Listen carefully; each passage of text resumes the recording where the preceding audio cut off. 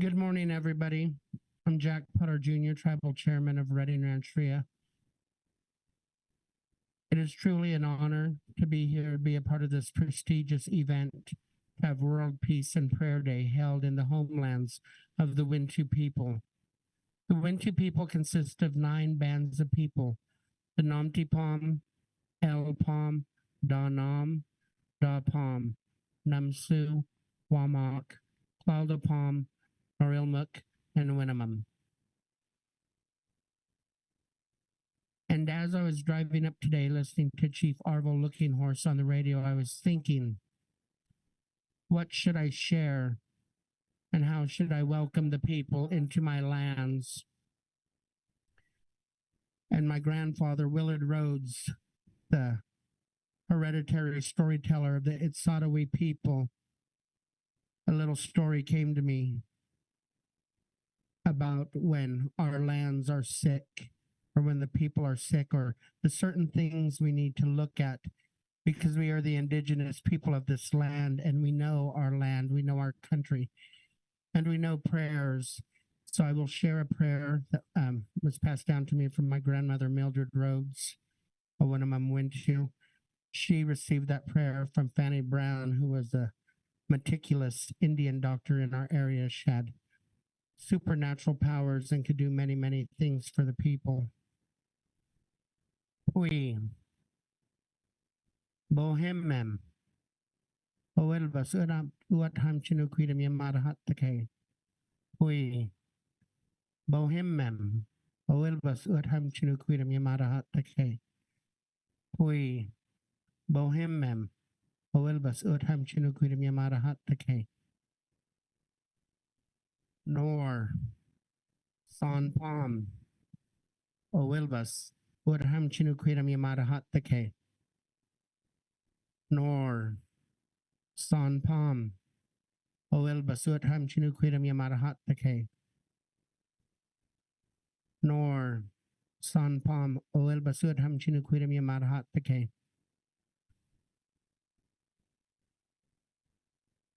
Nam, San Shushuli, Oelbas, Uatham Chinuquidam Yamadahatake. Nam, San Shushuli, Oelbas, Uatham Chinuquidam Yamadahatake. Nam, San Shushuli, Oelbas, Uatham Chinuquidam Yamadahatake. Way, Boliam Puyak, Oelbas, Uatham Chinuquidam Yamadahatake. Way, Boliam Puyak, Oelbas, Uatham Chinuquidam Yamadahatake. Way, Boliam Puyak, Uatham Chinuquidam Yamadahatake. Oh. But I would like to just share this story from my grandfather, Willard Rhodes. And when he told it, these things weren't happening in our lands, but he talked about the beginning of time when the world was being made and the creator, hey, we see, was wanting to set things in place and put order in the land. And so he hollered down at his sons, Quan the silver fox, Jamo the coyote, and had asked them to do a job for him because he was busy. And so he said, I want you to take this satchel and I want you to walk across Hapichachista. And the translation of Hapichachista is Turtle Island in the Pit River language. And so he had asked him to do that. He said, take this satchel and walk across the back of Hapichachista until they get to the big water over in the east. And when you get there, open it up and let it loose. And so Quan, the older brother, was busy tending to things in the country. And so he asked his younger brother, Jamo the coyote, if he could do it. And he said, yes, I could do it. And he said, but brother, you're always doing mischievous things, getting into trouble and not listening. I can do it. He said, brother, I heard what Haywisi said. So he took that satchel and began his trek across the land. And as he got halfway across Hapichachista, curiosity got the best of him, and he thought, I wonder what's in here.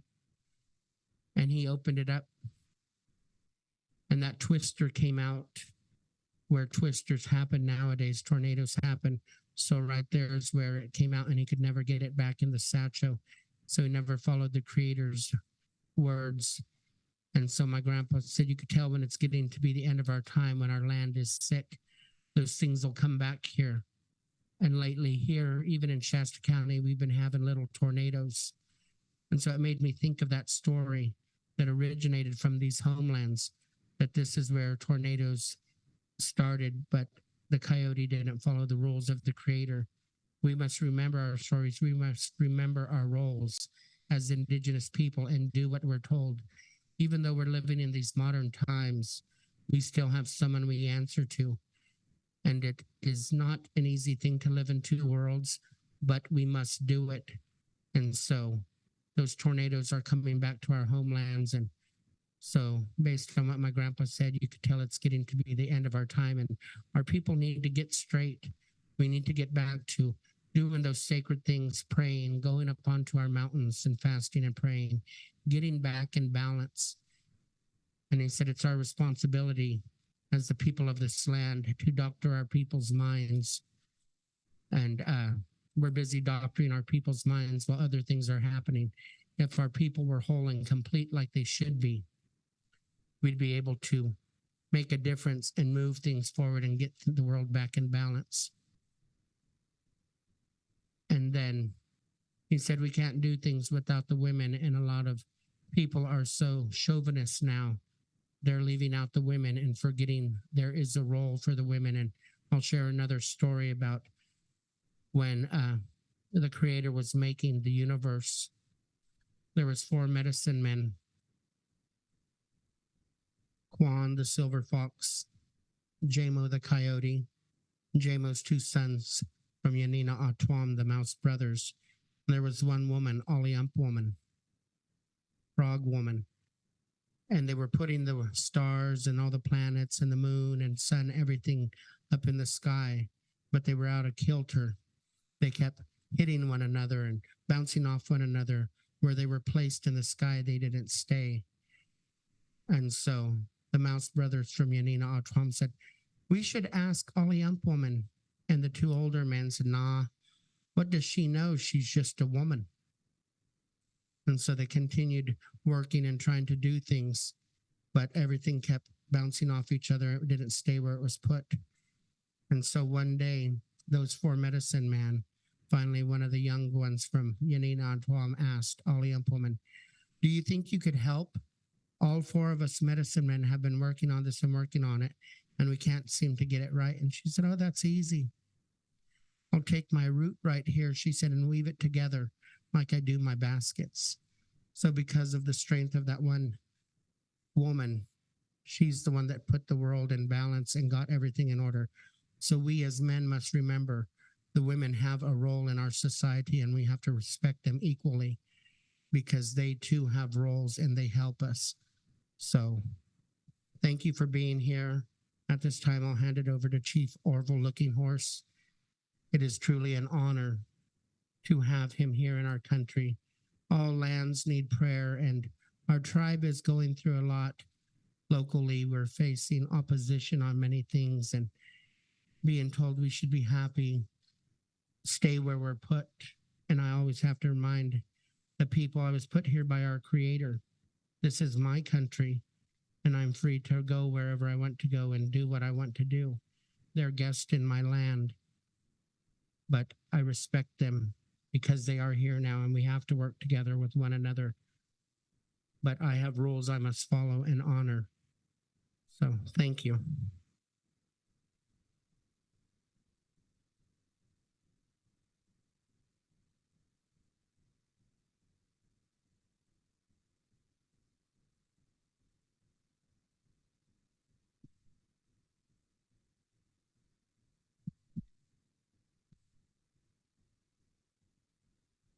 Mitakuye, Uyase, blessings, greetings. It's the highest honors to be with our relatives, the keepers of the western door. We already met the keepers of the eastern door. And now today, no, we are in the with the relatives here, and I'm really fortunate to know that we are connected at this time internationally, globally, with the modern network. And I'm really honored to be with the traditional people too during these days, because of World Peace and Prayer Day. We welcome each and every one of you. 2000. These are times that we are in, and our way of life. I am a sacred bundle keeper, the Chanupawanka, for the Lakota, Dakota, Nakota Oyate, or known as the Great Sioux Nation. We come from Chesapa, the Black Hills of South Dakota, the heart of Mother Earth. And our way of life is the way it's always been with our people, knowing that we follow the cycle of life, the 4 seasons of ceremony. And want to say that the World Peace and Prayer Day,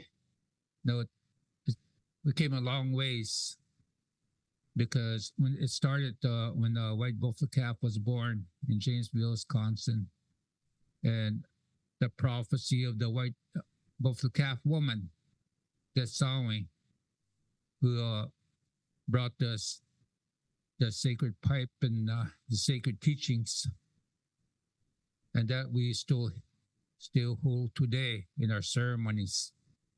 So as we are here on June 21st, there's a lot of our people all over the world, not only our people, but people of the world are doing ceremonies, because it go inside with our way of life. And all those things that we are speaking about is very crucial at this time, because World Peace and Prayer Day, it's always been a part of our ceremony, our way of life. But at this time, we talk about peace more than ever, that we need to pray for peace. It's a great urgency right now because of the direction that we are going. So I know that there's a lot of people that have always stood with us, and our ways were outlawed. And until 1978, the Freedom of Religion Act. We're not a religion, but we have a way of life. We call it Changleshka Wakan, the sacred hoop. And they told us that the sacred hoop was broken at Wounded Knee, 1890. And we did a horseback ride. And that's our way of life, is to carry a message, either by walking, running, or riding horseback. And we rode a horseback to Wounded Knee, South Dakota, over 300 miles from where Sinbu was killed, to Pine Ridge, to do it's called Mending the Sacred Hoop, 1990. By this time, a lot of our elders have talked about maybe it's too late for us to Freedom of Religion Act. Now we can go to our sacred sites, and now we can go to our sacred places of worship. But what is happening is when we start doing our ceremonies, the elders in our ceremonies were told that the sun is getting hotter, and that we need to bring our people back to our our way of life and to pray for a balance and healing, because that's our way of life, and that we did. And then we love our people, and not only our people, but people of the world. Have prophecies that's coming true so quickly, so rapidly, because what is going on is like our prophecy, the white buffalo calf woman prophecy. When a white buffalo calf is born, many white animals shall be born all over the world, and that is happening. And we just do our ceremonies and our prayers, but in our territory. But when this white buffalo and the white animals are being born all over the world, that is for us to go beyond our territory and have a message for the world, because Mother Earth is sick and has a fever. So we were one of the nations that went to United Nations after we did our ceremony at Wounded Knee. Went to United Nations 1993, and there we met many indigenous people all over the world who brought their prophecies to United Nations in New York. And we call it Earth Day. We call it 1993, when all the people came together. That was a time that the scientists came out with a statement called global warming. And the indigenous people said, no, we must come together, go back and unite our people. Now, that's a similar prophecy of the white buffalo calf woman, because we shall unite. And when we go into ceremony, it's a very heavy responsibility. And when we speak in our ceremonial way about that chanupa, the pipe, we speak to the Creator and the people with a good mind. So, and that is a very clear understanding that we need to have a voice, like the elders said, and we are like faced with global challenges. So like the World Peace and Prayer Day, that we are at the crossroads, either be faced with a lot of chaos, global disasters, tears from our relatives' eyes. We're going to see a lot of sickness and viruses, and we're going to see no more honorable wars. It's all about money. We're going to see false leaders and false prophets, and that's happening. And so the elders and I speak about that, where we said that man has gone too far, and we must unite spiritually, all nations, all faiths, one prayer. We warned that someday you would not be able to control what you have created, and that day is here. So today, we go back into our ceremonies, and we talk to the people about Mother Earth and people's prophecies all over the world, because we need to really like in our ceremonial way, when we stand with the chanupa, it's a vow, a commitment, and we speak the truth, and we can't lie, we can't cheat.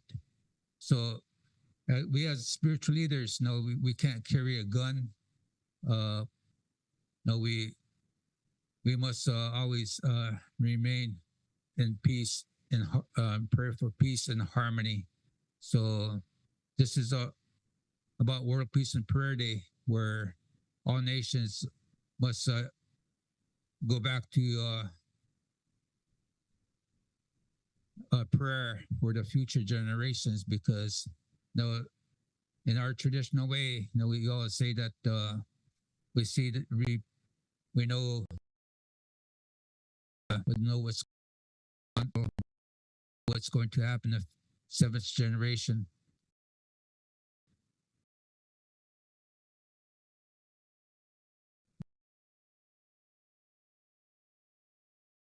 Peace and Prayer Day, you got to find that peace and balance, and today we'd like to invite everybody to pray with us, and knowing that all of us, that the elders said, no, you got to hear our words, and that's a message that not only our people, but the many indigenous nations, and that's what we're doing today. So I thank you very much.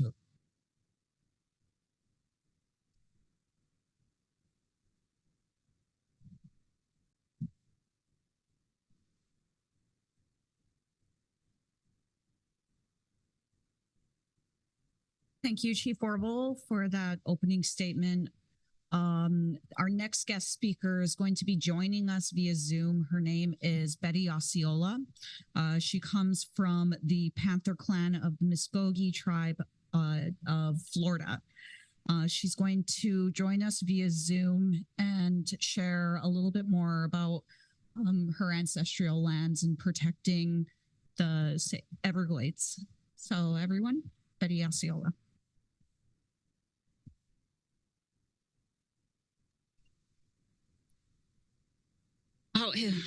Hemineten, tangana huntetskaga, shanabashiao chale, mamen, posni hoten hagloa hidoja, ikale, chahochefke beri osiola potamle ma ampushkatet, taiget olapan, chialet, chahochi vim toma, man ayatatet ioli chi eagnan, manayam lehon, man kai helen ingi tom honte, mama hantimotet. Upon Jolie to let by Haman, Aben, into the little net. My entire Tishnan, he tamat's gonna win Oshania Machinan, Unahai, Kaklunan, Shahayan, Hitatskalarten. I want to thank you for giving me this time to say a few words. My name is Betty Osceola, but my nephew, my adopted nephew, calls me the woman who walks by the water.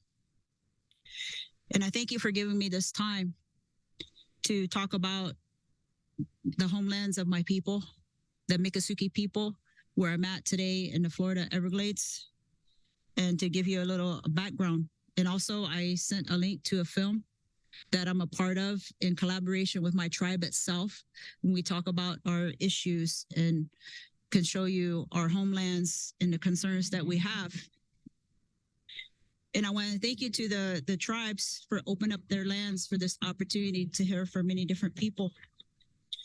Because the two speakers before me resonated deeply with me, because I was hearing the voice of my late uncle, Bobby C. Billy, the spiritual leader of the independent Seminole people who has journeyed on. And my uncle, it reminded me of the words I would always hear my uncle, whether he was talking to our own people or to other people when we were trying to educate about how we need to change. And I always recall him saying to the people, you have to become human again. And he would say that to our own people. Because today in society, it's easy to get lost in other people's way and forget why we are here. And I'm reminded of his sister, my late mom, who always used to tell us, we're the roots of the earth. And if the roots of the earth die, the earth dies. And it's not that you're indigenous and say that you're an indigenous person, a native person, but you have to walk that life in a good way as creator. Fajakiomichit made us to be, to take care of Mother Earth, as all tribes on this earth were meant to take care of Mother Earth.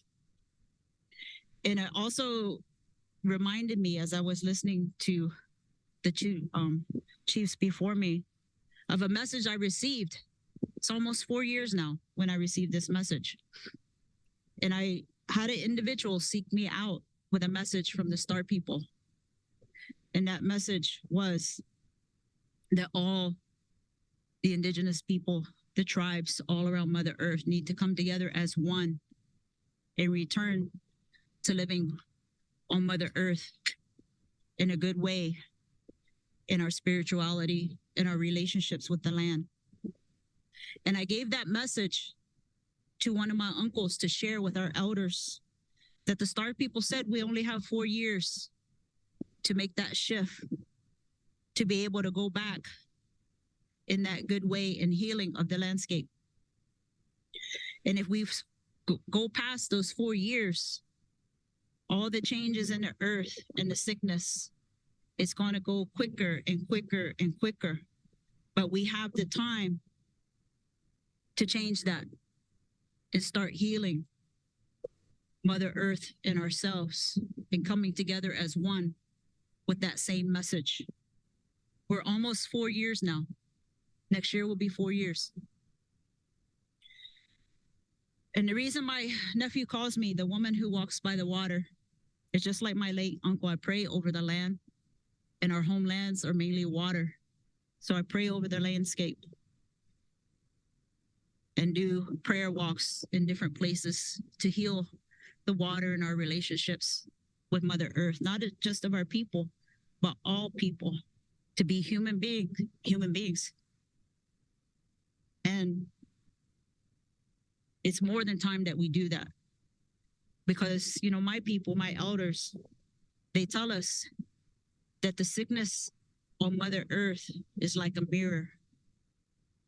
It's reflecting back the sickness of her children on Mother Earth. And if we heal ourselves, we start to heal Mother Earth. So in this mirror that's reflecting back a lot of Mother Earth's children, the two-legged, the trees, all the plants, the animals, the water, the air, those are all children of Mother Earth, all our relatives. And as my late uncle before me and his sister, my mother, you know, we have that responsibility that our elders gave us to live in that good way and to educate and help the landscape, to heal that landscape for our future generations. So when I interact with outside agencies that make these decisions over the waters of our land, our tribal land, not just our tribal lands, but the lands here in Florida, we try to educate that as well, that you have to become human beings again and look at Mother Earth not as a resource to be taken advantage of, but as a relative. And talk about not restoration, but healing the landscape and bringing back our connections to that landscape and our spirituality. In these years that I've been praying under the guidance of my elders, and now me going on those footsteps, it's a long process, and I've learned that many people don't know how to pray. They forgot how, even our own people, they forgot that spiritual connection that we have. And for me, it's not how to pray. In addition to that, it's the intention of that prayer in a good way, and have that honest conversation with Creator.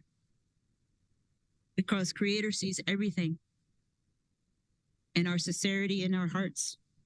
And I want to thank the great Sioux Nation, because it also reminded me when Chief Arvol Looking Horse was speaking on one of the prayer walks that my late uncle did a couple years before he passed away, when we were guiding these people in preparation. Kept saying he needed a horse. He kept saying he needed a horse. And we kept telling him, Uncle, you don't need a horse. And he kept saying, yes, I need a horse. So when we gathered to start this 5-day prayer walk across the Everglades to educate, because he was trying to stop a project that would further harm the Everglades, a horse showed up. Not the horse that he was visualizing where you're going to put a saddle on it, but a man bringing the Lakota flag, well, a flag with the Lakota horse on it, and his Ford pickup truck arrived. And we told Uncle, well, there's your horse. It's not the one you thought you're going to get, but the Lakota people sent you a horse. So my uncle rode in that 4-wheeled horse with this man while I carried that flag with the Lakota horse on it. And that was a powerful prayer walk. The second time, my uncle had already passed, and I was leading a prayer walk around Lake Okeechobee, 7 days, 118 miles of prayer. On the 5th and hardest day of that prayer, that day, and it was the shortest miles, but the most hardest. It's very hot, and the walkers were getting very tired. And carrying all those people in prayer was starting to get me tired. And on the wind, I heard this song. Wasn't my language, but I heard this song and I started singing this song. And I started getting energy. And the rest of the people in this line started getting energy. And we made it to our stop point. And I stopped while the people were still gathered in that line. And I turned and looked back behind that line. And I saw a herd of buffalo. And my adopted nephew was there as support to carry supplies for us. And my adopted nephew, I told him, you know, I was getting tired and I didn't know what I was going to do. And I was praying. And this song came to me. It's not my language, but this song came. And this is what I heard. And I started singing for him. He said, Auntie, where have you heard that song? I said, I have never heard that song before. It's not even my language. I don't know what language it is. He said, Auntie, you just sang a song in the Lakota language. My adopted nephew is Lakota. And it's a song that not too many people get to hear. So 2 times in my life, the ancestors of the great Sioux Nation has sent help to us here, the Miccosukee and Seminole people. So thinking of that, and made by Creator's way, this year, I was given the message that I had to travel to a ceremony, a Sundance ceremony. I don't know why, but I had to get there. So I went. During that ceremony, I felt the ancestors needed us to be together in that help.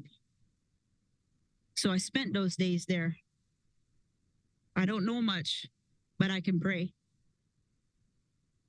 And I prayed for those 4 days. And I fasted for 4 days, which is different.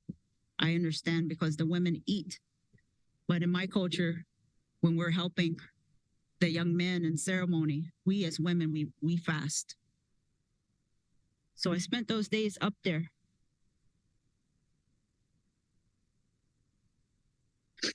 And I saw 2 buffaloes on their tree. And I saw that tree turn into a golden beam of light up into the sky. then I saw that tree change and become golden across the landscape and the horizon. And I saw that landscape change. And I saw a tornado. After the tree turned back into a tree, and I saw a tornado come down and go back up while I was there.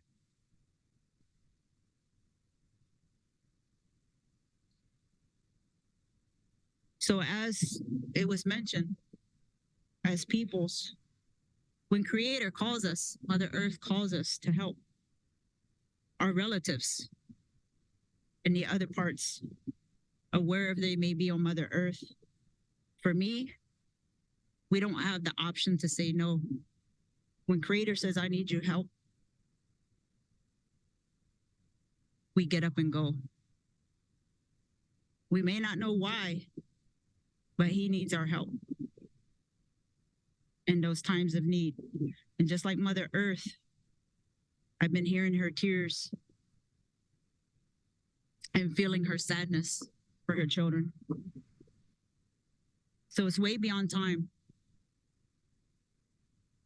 that we give Creator Mother Earth the help that we can, that we're able to in her time of need. So I'm going to stop right there and let them play the link, if they're able to, of the video, the short film that was created, so my tribe and myself in that film can express the issues and the concerns of the pollution in the Everglades, the loss of our tree islands, the loss of our sacred areas of the Everglades because of all of that, and what we're trying to do to educate about that. I can walk and pray, which I'll always do, but using the technologies of today, I've learned in order to further spread that message out to the broader community of Mother Earth, is to embrace those relationships that can help collaborate to get that message out, whether it's film, whether it's in movies, radio, dance. All forms of healing need to be utilized. So again, so again, I thank you for giving me this opportunity to speak. The way I feel when I'm out there is that I'm returning home. It feels like the wind is embracing you. The United States government came to a truce with us. And because they figured that nobody could survive in this vast wilderness, they probably thought we were all going to die. But our people, we were meant to be a part of nature. The other foreigners coming into this land didn't understand the environment and didn't know her secrets. But our people did. That's why we're here today.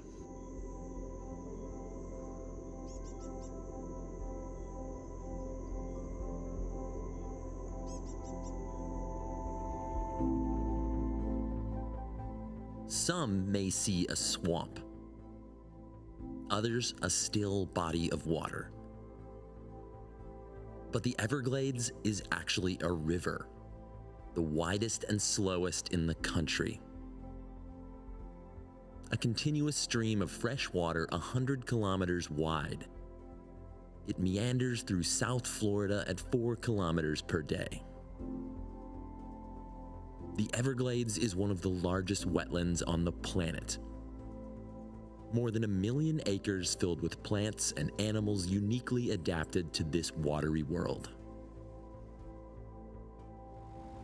For generations, the Miccosukee people have called this home. Back in the earlier days in the history of Florida, when the U.S. Cavalry, when they were trying to hunt our people down to force relocation, the Everglades provided us a sanctuary. If it wasn't for the Everglades, we wouldn't be here. One of the secrets to the Miccosukie's survival has been curious patches of elevated land called tree islands. The Miccosukee people, when they came down into the Everglades, they used the tree islands to live on. The pine trees, they used those trees to build shelter on the islands. We honor those islands by taking care of them and passing on the history of that island to the future generations. Thousands of tree islands are sprinkled throughout the Everglades. They're some of the only dry places around. They range from the size of a swimming pool up to 1 kilometer long. And there's a growing understanding that they may be the key to conserving this delicate ecosystem. The islands support a surprising array of wildlife: coyotes, deer, bobcat, even the Florida panther. In spite of their importance, little is known about the role these islands play in the ecosystem. Scientists from the Miccosukee tribe are trying to change that. Prior to our project, there's not really been anything that's known about what wildlife use the islands, how they use them. Even basic information like diet, it's not really known. Using our trail cameras, we're trying to figure out what species of wildlife are also using the island. Some of the most surprising animals are the black bear. I never thought that the bears would be utilizing the wetland habitat. It's unknown at this time whether the bears are living out here because it's a preferred habitat or because the bear population has expanded so much and is forcing bears out into other habitat. And we're hoping that's what the research will inform us. We frequently see alligator holes adjacent to the island. A gator hole is a habitat that the alligator uses, and it's typically a natural depression, and they'll start to excavate it to make it a little bit deeper and kind of better for themselves. These tree islands are the source of life and the stability for pretty much all species out here. They kind of all depend on these tree islands to maintain the balance of the ecosystem. Sometimes they have completely different communities of vegetation on them, and that's going to affect what wildlife use those islands, because the plants are kind of the base of everything. It's their shelter, it's their food. Percent cover 0 to 4. Certain vegetation will only grow where it has the right niche. Diversity on the tree islands is really important because the greater diversity, the greater amount of food you have for animals. Some of the vegetation on these islands, like hardwood trees, are particularly sensitive to fluctuations in water levels. Too much water and they drown. Too little and they dry out. High water is not necessarily a bad thing. It's the duration of the flooding of tree islands that is more of a problem. People began altering the flow of the water in the Everglades back in the early 1900s, when the intent was to try to drain the land for agriculture and for development. They did this by creating a bunch of canals and levees that were kind of diverting the natural flow of water out towards the ocean. And some areas are too dry, some areas are too flooded, and so you don't get the historic flow that used to occur. Tree islands now get flooded, and they remain flooded for a longer duration, anything from 2 to 6 months. There are times that we can't use those islands for ceremony. So that impacts the culture of the Miccosukee. There are times that the deers don't have a place to seek refuge because the islands can be up to 3 feet underwater. The small mammals and the larger mammals just can't survive for that length of time on inundated islands. Small mammals are such an important part of the ecosystem for transporting seeds into different areas. We are reintroducing some of the small animals back onto tree islands.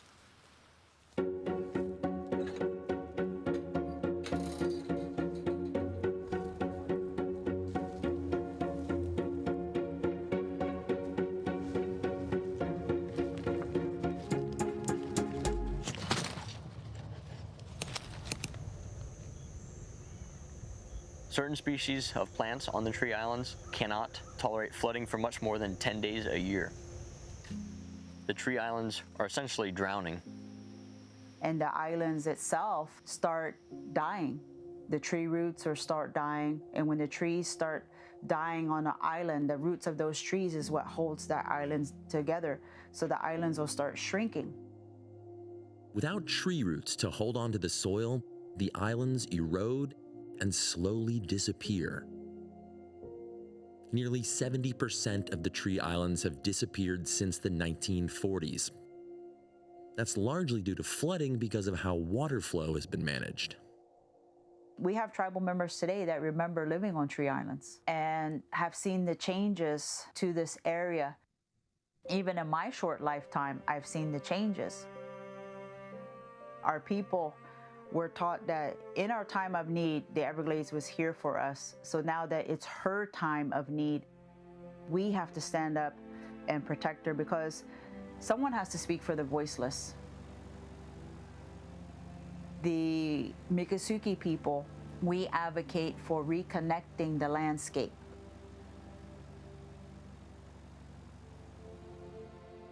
We need to heal the environment, because the way that it's being approached for Everglades restoration is still man trying to control nature. I say you need to get out of nature's way. And when it rains, let the water go where water wants to go, where water historically went. The Everglades is precious. It's the only one in existence on the world.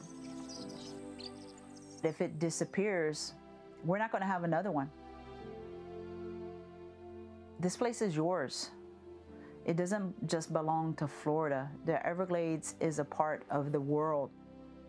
So everyone has that right to have it protected so that their future generations can experience the Everglades.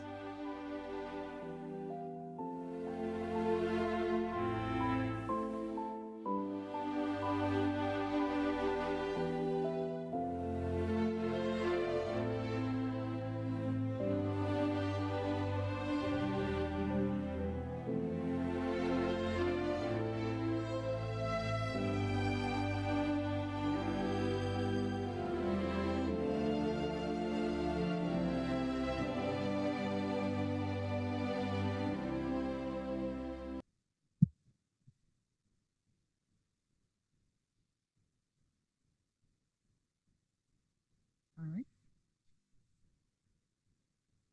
Our next presenters come all the way from Alaska. They're here to educate more on the climate change that they're experiencing. I'd like to present our next presenters, Buzz, Linda, and Daniel Daney.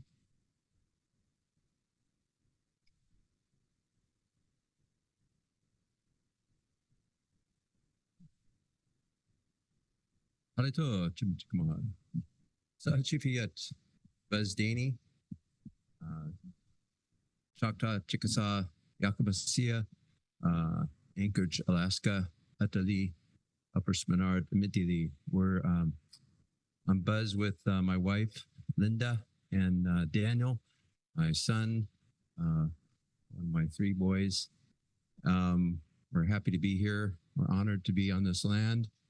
We wanted to share a little bit about what's going on in Alaska as far as climate, and Daniel has prepared a wonderful presentation on PowerPoint, as was asked. I'd like to start with a honor song. This is our Medicine Dream honor song, and for me, it's about our learning is forever in this world and beyond. So in that way, I'd like to share this song. It's okay.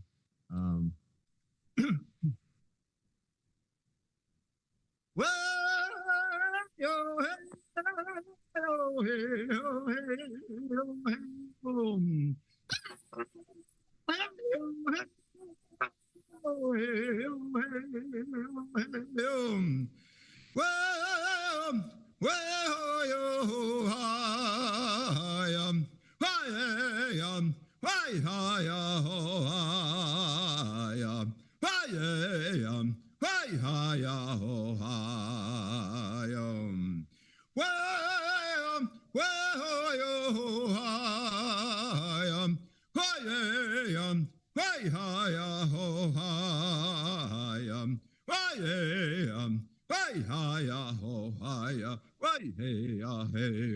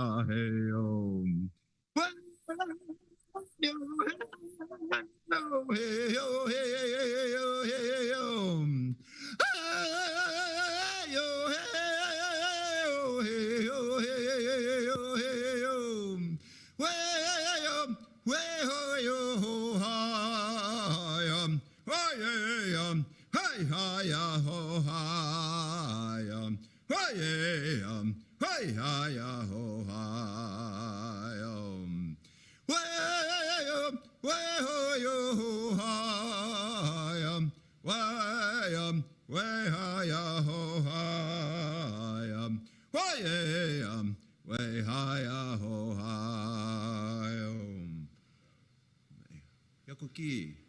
Yakuki, thank you very much. Daniel's going to start his presentation. All right. I'm going to go speak from some slides. My parents will speak from the heart. I have a little different portion of the presentation. If you could pull that up, that'd be wonderful. All right. Climate change in Alaska. Climate change is not a myth. Fortunately, there's empirical evidence that shows that the globe is warming up. And Alaska, it's a little different. I'm sure just like where you're from, it's a very complex, very vast subject. So just like Alaska, we have our own challenges. All right, next slide. All right, so the overview for my portion, we'll go over climate change in Alaska. Like I was saying, it's a vast, complex issue that is well studied and has a host of serious consequences at the moment and in the future. Pretty fortunate to have for my state lots of different, like various universities to research and quote from. So very lucky to have that fortunate scientific evidence and support from some universities. For the sake of time, we will spend time on a couple issues with several examples. We'll go over food resources, impact on communities, and glaciers. But like I was saying, it's a vast, complex issue. I'll go over a couple things, but there's other things that are going on in our state, like complications in like allergies, dangerous seas, other things like that. So just like where you're from, host of issues. Ours are a little different. Next slide. All right, food resources. So there's a decline in the crab population. There are about a dozen of crab species in Alaska. I will go over snow crab population a little bit. There is a huge population collapse in all 5 species of salmon. There's a wonderful ecosystem in Alaska. Aside from the 5 salmon species, there's about 43 other species of fish in Alaska. Huge fishing industry, so it produces $4.5 billion in sales on average each year in Alaska. Like about 60% of the sales of fish come from Alaska.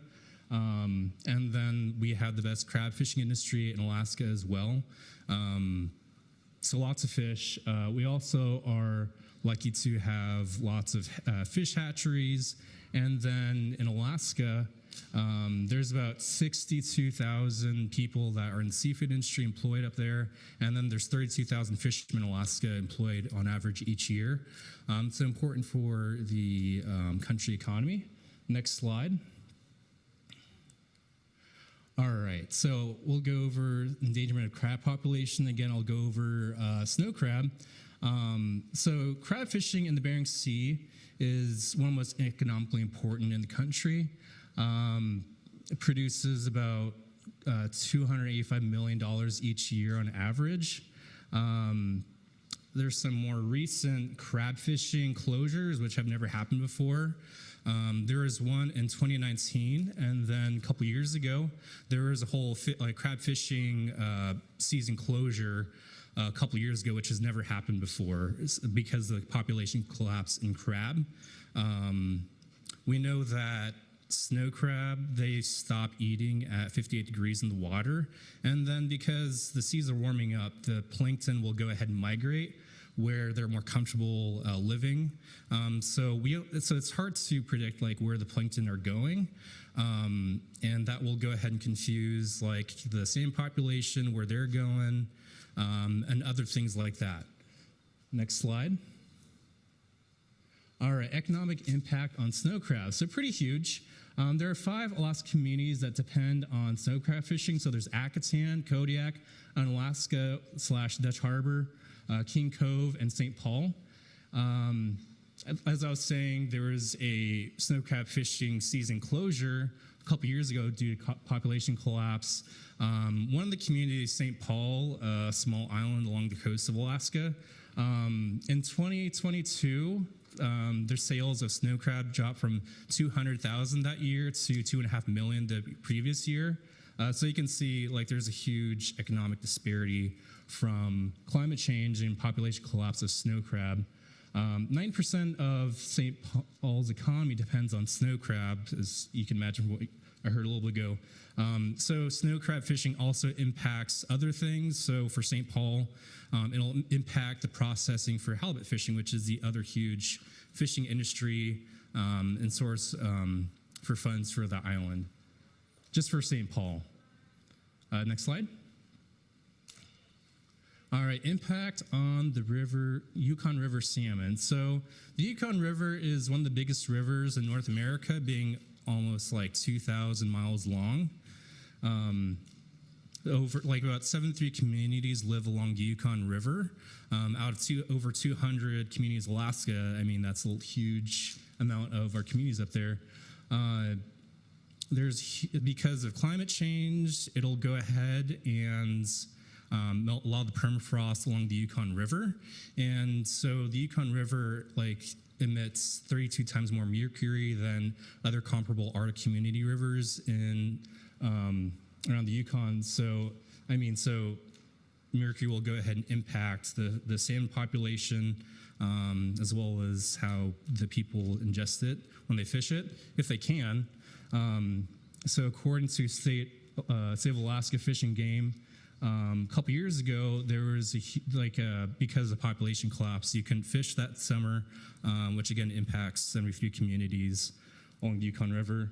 And also 2021, again, there was you couldn't fish for king salmon or chum salmon.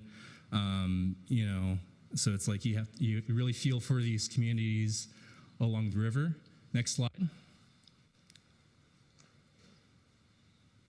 All right, impact on Alaskan communities. All right. In 2019, there was a statewide assessment. Over 70 out of 200 Alaskan villages face either erosion, flooding, or thawing permafrost, and over 1/3 of these communities face these threats. All right. In 2009, a dozen communities decided to relocate because of those issues. And the U.S. Army Corps of Engineers estimated costs for relocating villages like Kivalina from around $95 to $125 million, Shishmaref $100 million to $200 million, and then Newtok $800 to $130 million to relocate them. So these issues cause a variety of obstacles, not just for funding, obviously, but a lot of other problems these communities have to face. So like a place where you can actually move, and you have to have other resources like running water and hopefully a health community clinic, things like that. Next slide. All right, so the coastal community of Shishmaref. So you can sort of see the damage right there if you can. So there has been about 6 federal disasters in Shishmaref since around 2000. And so they voted like in 2002 to go ahead and relocate, but they're still there because of funding and other issues like that. There's about 563 people that live in that village. Most of them are Inupiaq. They face a lot of erosion in that village. So approximately 2.7 to 8.9 feet of the village erode each year. So they try to move, like they agreed to go ahead and move in 2002, but they're still there. I mean, in 2016, President Obama signed a executive order to go ahead for more funds for our communities that face problems like erosion and climate change. But 4 months in the office, President Trump revoked that order. Next slide. So Newtok and Mektakvik. So about 350 people live in Newtok, and they've been occupying that land for over 2,000 years. That community is another coastal village. They live aside the Ninglick River. 2005, a lot of the their homes have been eroding, sort of like Shishmaref, and sort of like Shishmaref. There has been a variety of federal flooding warnings over there. Combination of erosion, river currents, and coastal storms. 70 to 90 feet of village are taken away each year from erosion. They had to create a new community, Mektakvik. So people moved to that, like a third of that population moved to Mektakvik in 2019.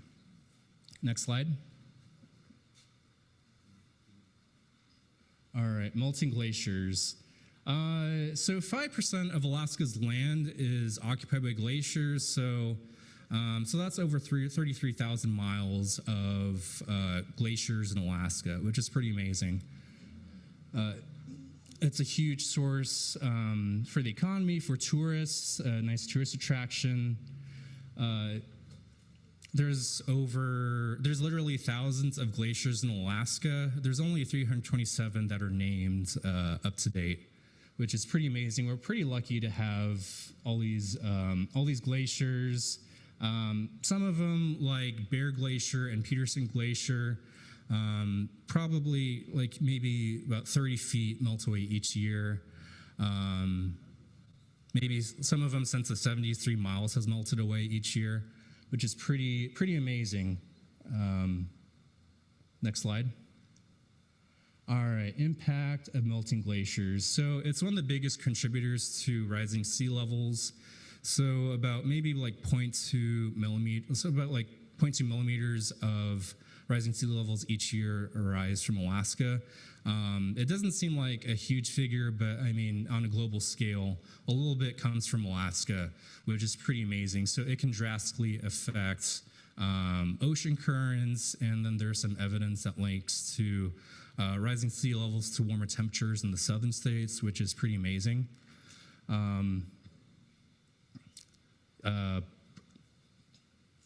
Some of the impacts, this is okay, I guess.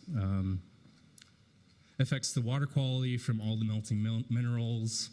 It impacts the salmon population. So it sort of impacts sort of everything. It can change the land drastically, like Malaspina Glacier, which is bigger than Texas and country Switzerland put together. So there's flooding issues. So since 2011 to 2020, there's been some flooding in that community every year to flooding. And then like Valdez, there's regular annual or biennial flooding because of glaciers as a factor. Next slide. I'm going to go ahead and wrap it up. Fortunately, there's not many slides. There's been found from University of Alaska that Glacier Bay National Park has contributed to 5.0 magnitude earthquakes greater in the last century. Receding glaciers impact salmon wildlife, like I was saying. Expect drastic changes in development and habitats in the foreseeable future. There's research that supports glacier-fed mountains contribute to higher plant composition rates, which are a big factor to the global carbon cycle. In Columbia Glacier, about 15 miles has melted since 1974. Malaspina Glacier, larger than, say, Delaware, melts some places a couple yards each year. All right, I think that's all right. Any questions about that? That was like a lot of information, dozen slides. No? Okay. I'll wrap up my portion. I'll let my parents take over.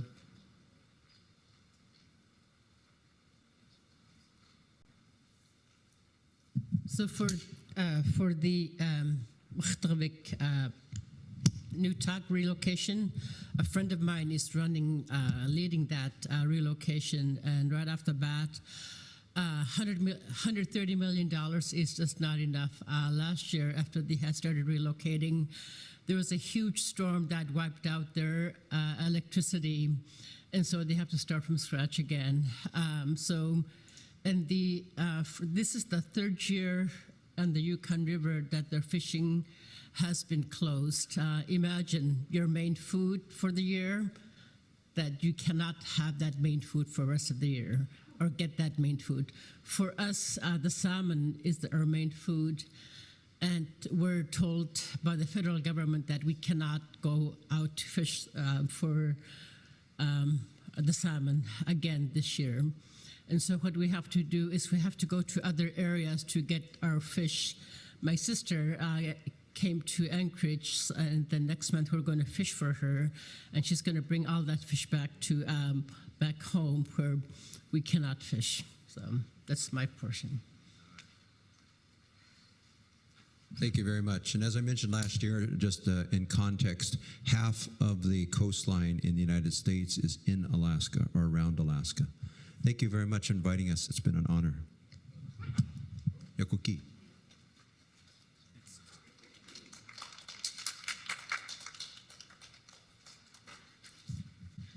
Thank you, Linda, Buzz, and Daniel, for coming and sharing. Our next presenter comes from South Dakota. Her name is Melanie Stoneman. She's here to share about the missing and murdered Indigenous women.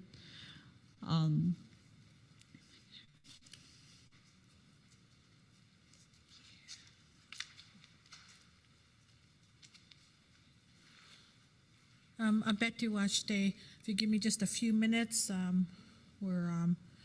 want to put some cedar on this sacred fire that is here, the sacred altar that is here. So give me a few minutes here.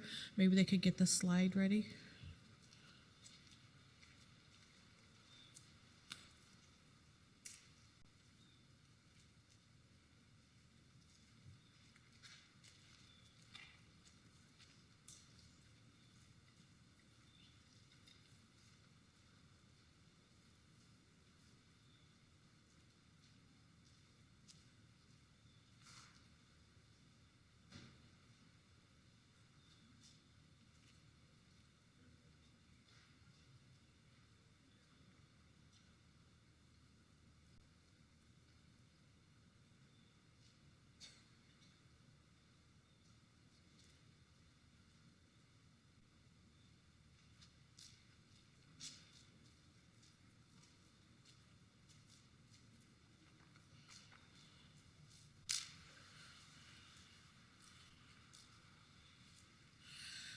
My name is Melanie Stoneman. I'm a Shichungu Lakota. from Rosebud, South Dakota. We have an organization called Sonnet Scouts of North Dakota, and I have a co-partner. Her name is Lissa Yellowbird Chase. We also have what we call MMIW family advocates that are volunteer, are with us on volunteer basis. And one of them is Cisco Tobacco out of Pine Ridge, South Dakota. And we have other allies that are non-native. Jemima Hepner does a lot of our web designs. I also would like to thank all the women, men, other organizations throughout the United States that hold space for MMIW awareness and help on a grassroots level on MMIW here in California also. Their work is very much appreciated as we're in a beyond epidemic situation that we have with our indigenous women, men, and girls. So as I say, we're a MMIW grassroots organization that has been in place for probably over 20 years. A lot of documentaries have been in place in discussing all the barriers that we have in loopholes in justice with MMIW. Next slide. A lot of us are not supposed to know what we do when a person goes missing. We're not supposed to know exactly, and even if we do know and our daughter or a relative goes missing, we're in a panic. So some of the first things that you would want to do is, you want to file a police report immediately. And there's some kind of protocols in there that the police might even actually say that you have to wait 24 hours. I would not follow that or have to wait for 24 hours. I would actually act immediately and ask for a police report and want to file that and get a police number, case filing number. And the reason why that is important is because that case file number is important on the flyer. It actually helps identify the person that is missing, and it actually gives you verification that your loved one is in the NCIC system, which is seen throughout the whole United States.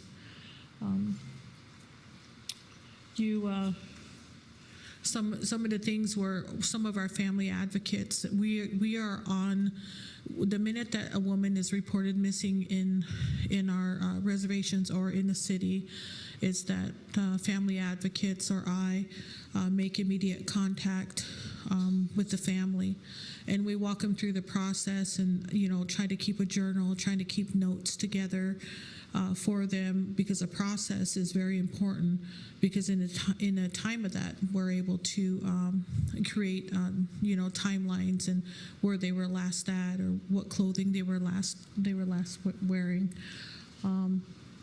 Also, it's almost when you're dealing with families and friends in the cities, almost keeping a recorder on you.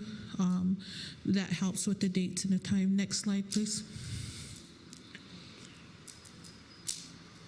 So, as you know, a lot of our relatives that go missing, they leave into the next city.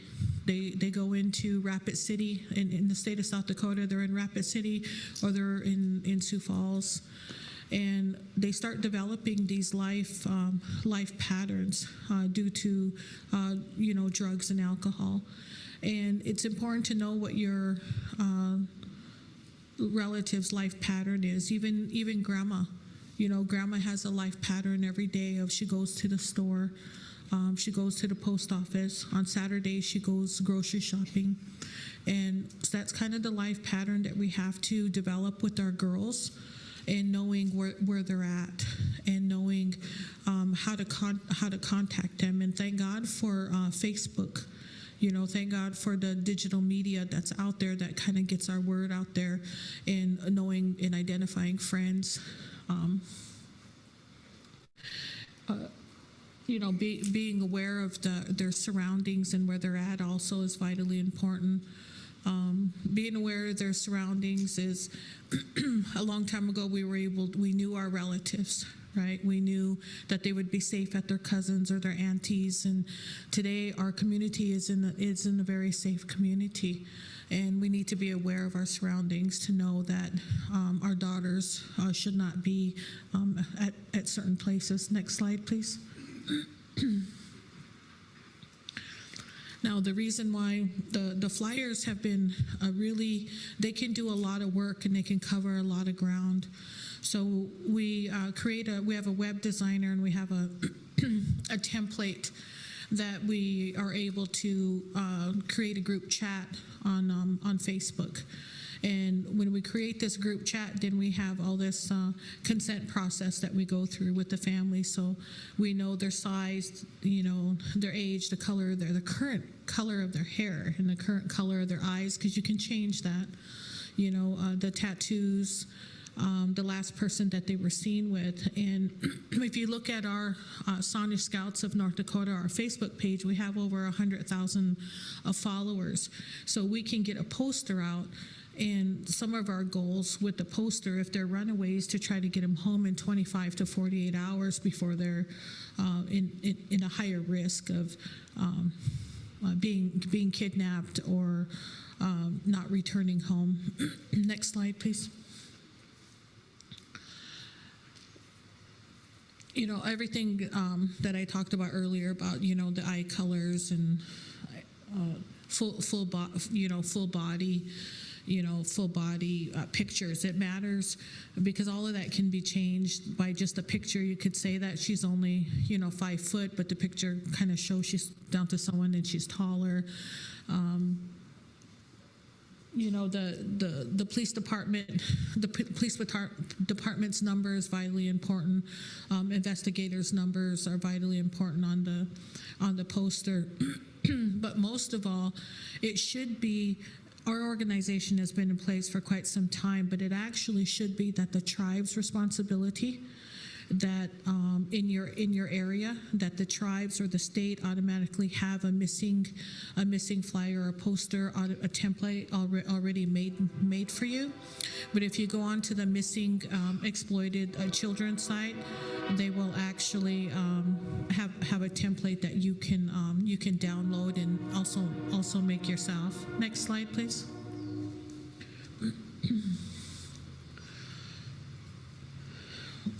The runaways, if you guys ever take a look currently and you Googled the South Dakota missing for the state of South Dakota, there's currently probably 25 runaways that are all Native American girls coming through, missing through our reservations in South Dakota. And some of those runaways are running from problems of issues, could be domestic violence, sexual assault, sexual misconduct, not, maybe they don't have food, maybe they're not maybe they have a dream too, they want to leave the reservation, and they're getting younger and younger.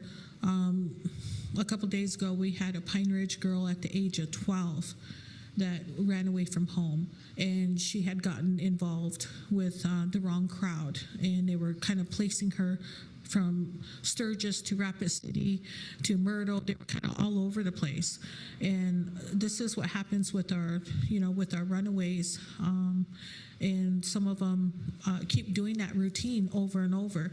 So she's would be a 12-year-old that's gone through this in the past 6 weeks. She's ran away like 5 times. So these are women and girls who are high risk to being kidnapped or not, something bad can happen to them. Next slide. So when we talk about what is like indigenous, grassroots advocacy, is some of the things that we do when we come into a community is we we offer food. We go to the loved one's home. We bring them coffee, sugar. We make soup. We make bread.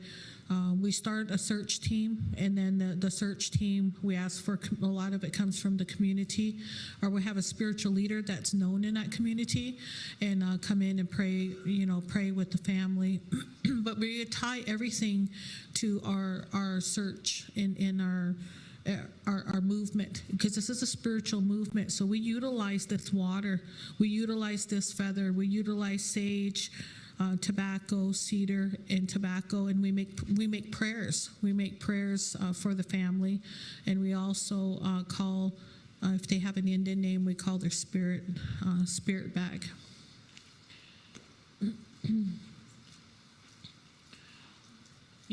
Some of the things that what people don't realize, and I talk often about, is the MMIW is a current acronym, and for over 500 years, this is kind of what's happening to our women. Anything that is done to our land, anything that is done to our water, is a reflection of what happens to our vulnerable in our community, and that's our women, our children, and our elderly. So when they start raping the land and they start sourcing our water, that's exactly what happens to our women and children in our community. And we can talk about the pipelines that are coming up from north, and we can talk about Standing Rock and the things that have happened there. But also, it's exactly what we're a part of it. We're a part of all of the things that they're doing to our land in our water. And we're a representation of the resiliency too. We don't want to re-victimize ourselves about, just the bad things that happen to our women and our children and our elderly. There's a lot of resiliency in creating spiritual advocacy. Next slide, please.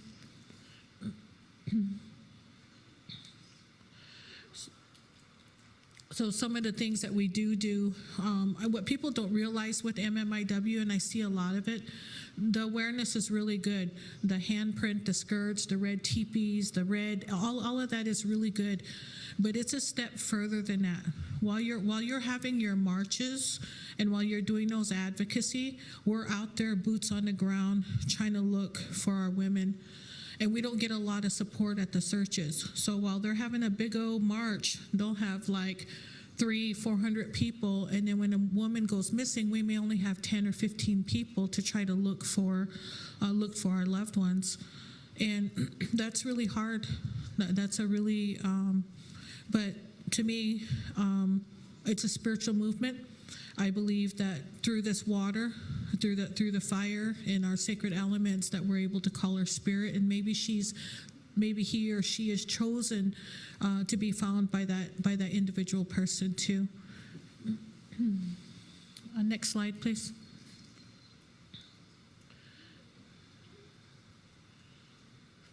So some of the things that you can do in your community when you guys see a flyer coming out, or you see that there's somebody missing, or there's a runaway, it's more than just pushing a button and sharing the flyer. It's more so of you being active in all of the community events.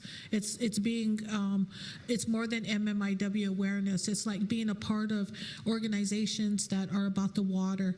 It's about being a part of organizations are about saving our sacred elements, or saving our animals, our air and quality control, because it's all a part of MMIW. And there's lots of acronyms that are applied to that: MMR, LGBTQ, MMIR, P. But it's all the same. Everything is connected to this land and water. Next slide, please.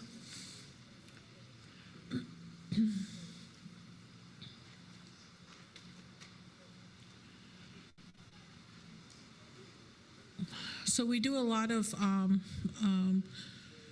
water ceremonies, and we do a lot of singing, and we do a lot of women gatherings, because when we go through the training and doing a search grid, or we've even kind of people have helped us. So we were able to get 2 cadaver dogs, and cadaver dogs run anywhere from $75,000 to $150,000.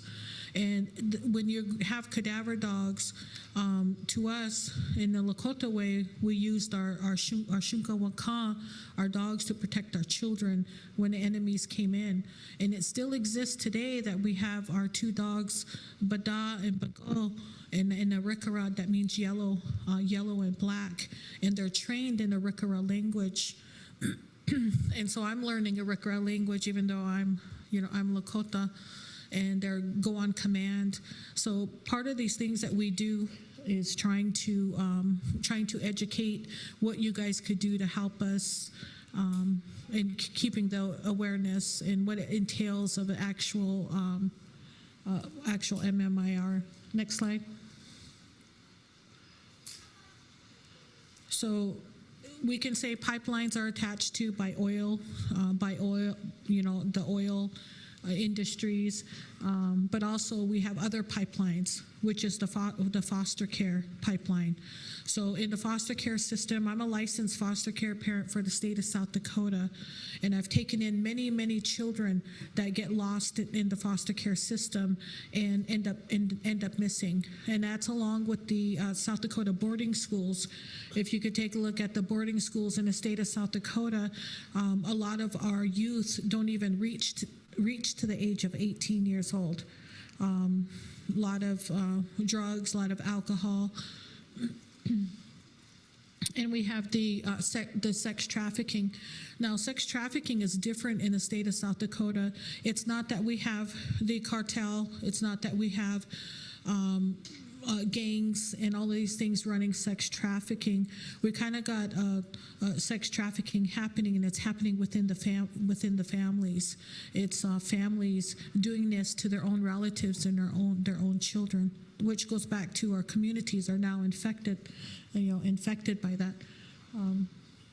We also have hate crimes too. And most of all, besides all of that kind of pipeline, there's some spiritual abuse that is happening in our circles that need to be talked about, and we need spiritual abuse awareness, and that's something that you guys need to be aware of, that is currently hitting all of some of these spiritual leaders. A lot of these spiritual leaders aren't a safe place to go. Where you need to go as a woman, you need to go within your families, within your aunties, your grandmas.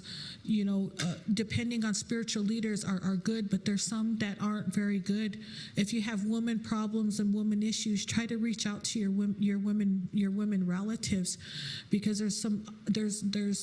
I'm not even going to tie it to who we are or what we are, but it's cult-like behavior when you have to charge women to come in, when you have to charge women to heal them, when you have to bring women in and utilize them as a shield to protect your altar, or to do things for your altar. So the minute that medicine men start telling you they said, that's a number one clue. There is no they.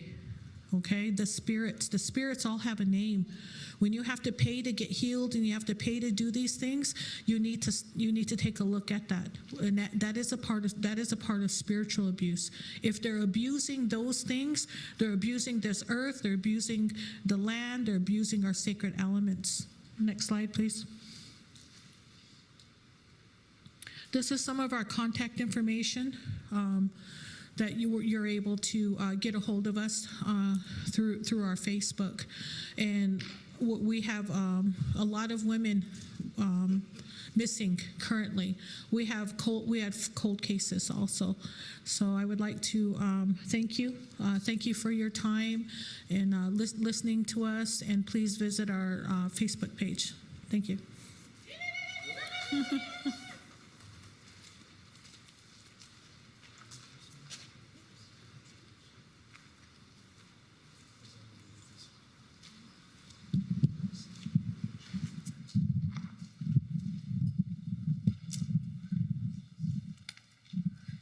Thank you, Mulaney.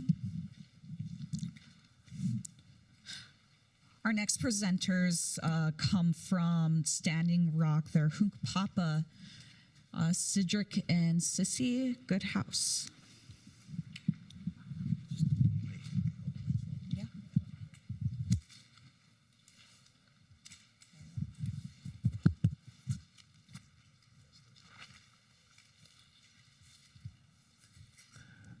I want to ask that you excuse me for sitting.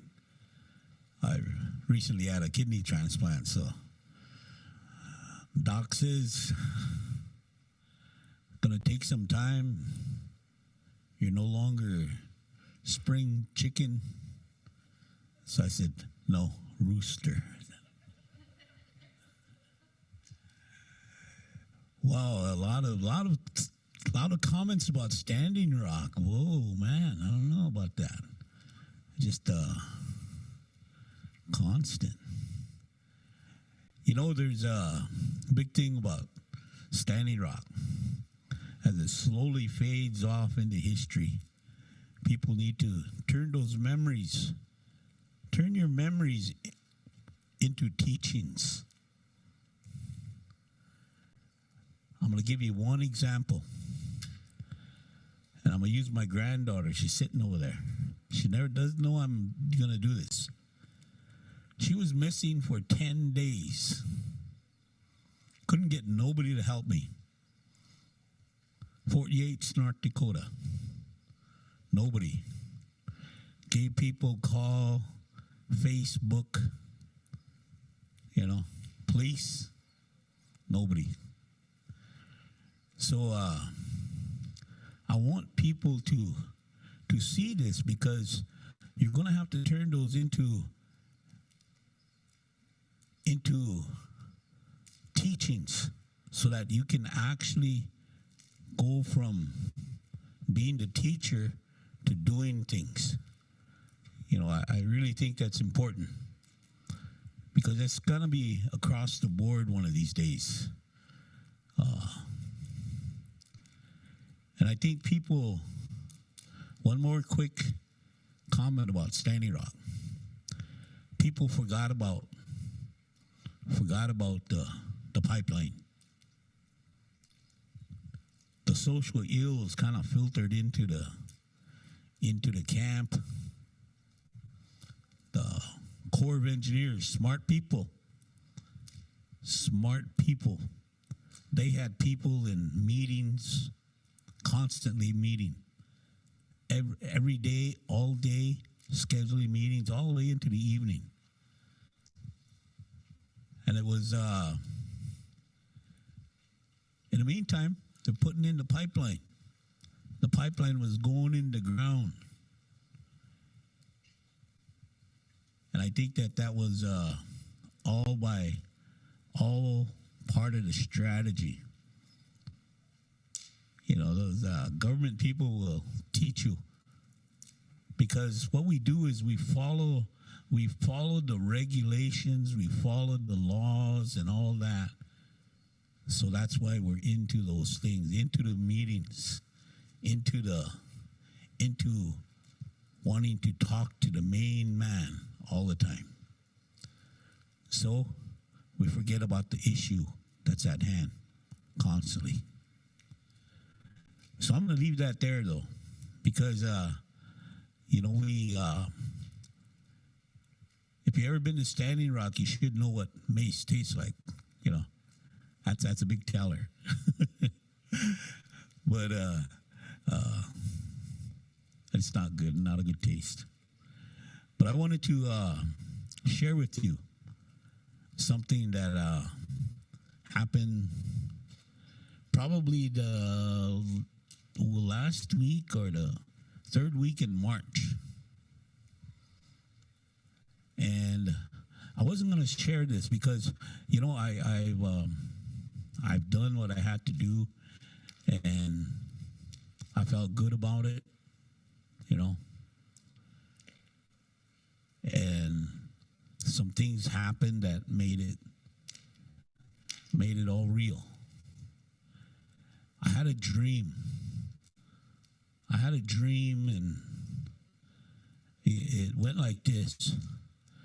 I sat up alongside my bed. I sat up like that, and I was sitting there, and here I heard a voice says, "Give me your hand."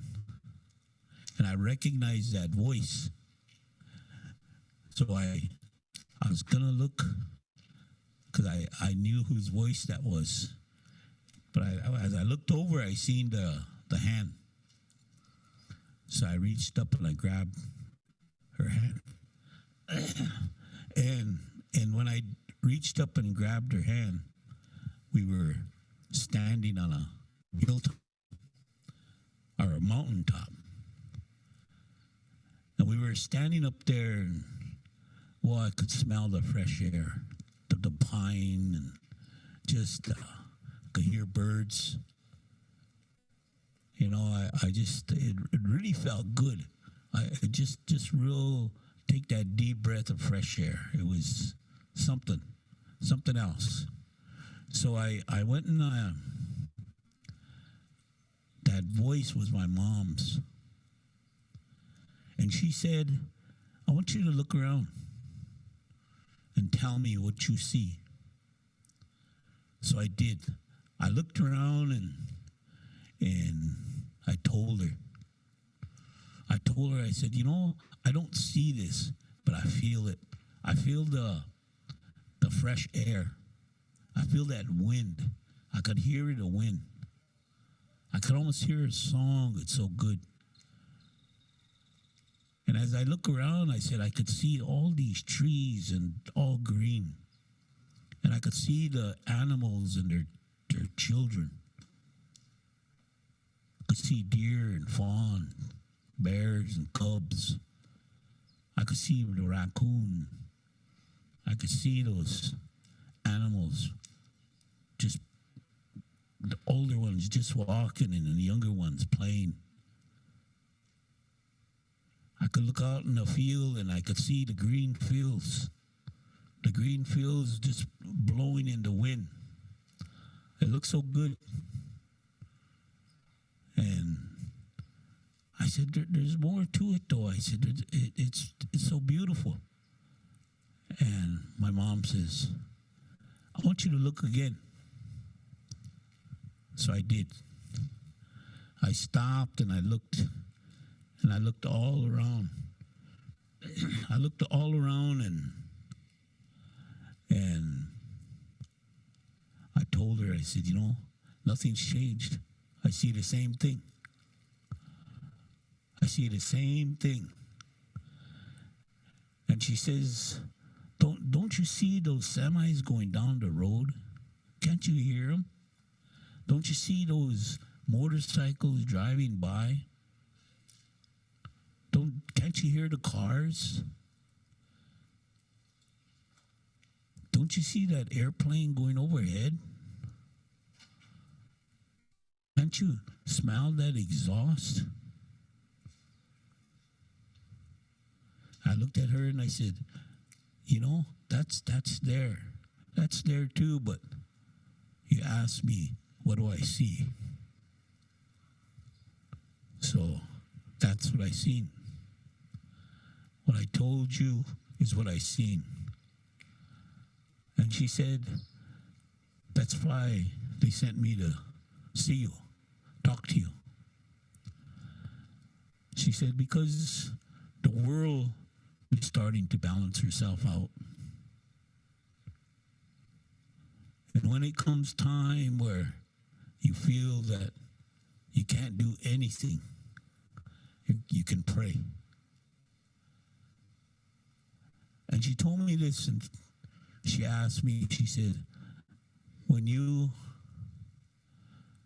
come to this weekend, she said, I want you to take your pipe and I want you to fill it and go outside someplace and pray.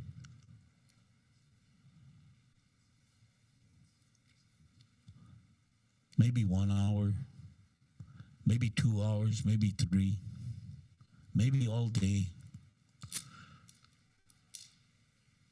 So I told her I will. She said, because, you know, and I just heard somebody say, I think it was a lady here, from Oklahoma or Florida, where she said people are forgetting how to pray. And you know, that's exactly what my mother told me. So I told her I would do this, and I did. My wife, she's a teacher. My kids, they go to school. So when I take them to school, I'm home alone, you know. Then I go get them sometimes I go pick my wife up at 5. She's at the school from about 7:30 to about 5 o'clock. And the kids come back about 3, 4 o'clock.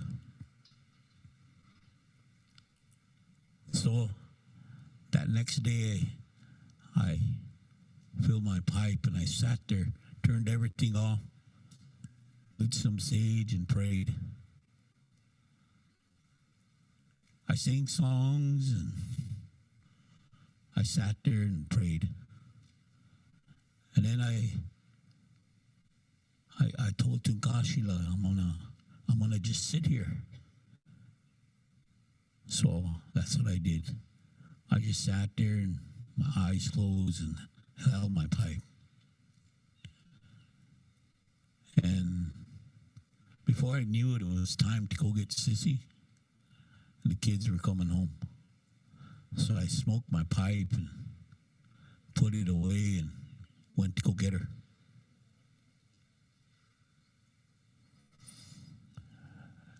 You see, there's a lot of things that are going on. A lot of things. Good things and bad things. We have this one CDC, this community development going on right in the middle of our town. And they put up a sign. They cut down these huge cottonwood trees, just chopped them down. Been there since I was a kid. And,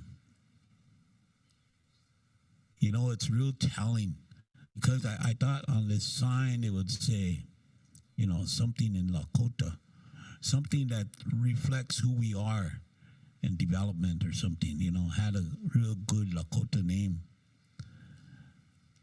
But on the top of the oval shape, it's got white construction, white CDC. WITE, white CDC. And then it's got a face of Sitting Bull flash up now and then. I said, I don't even think these guys know what's going on here. I said, it's more of what people are talking about. Steve Newcomb. My grandson watched Steve Newcomb's CD.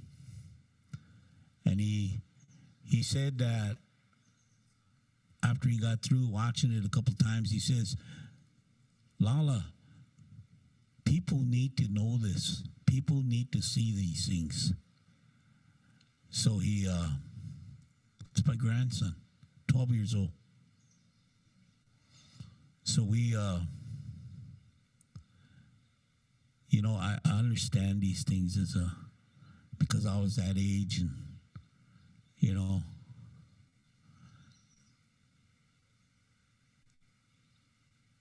but I wanted to share that dream with you. There is a lot of things we could talk about and, you know, go on, but I know I'll give it back to you now. You don't have to wait 5 minutes.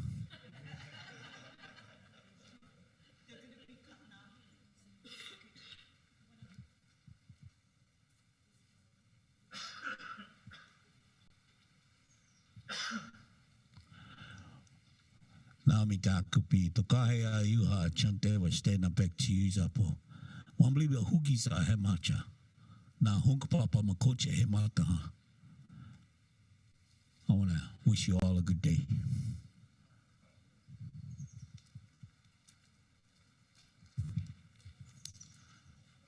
Wopala.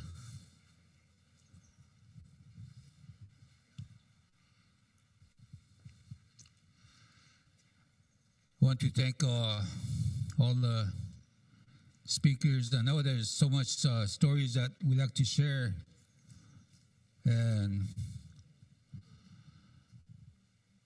we, as a people,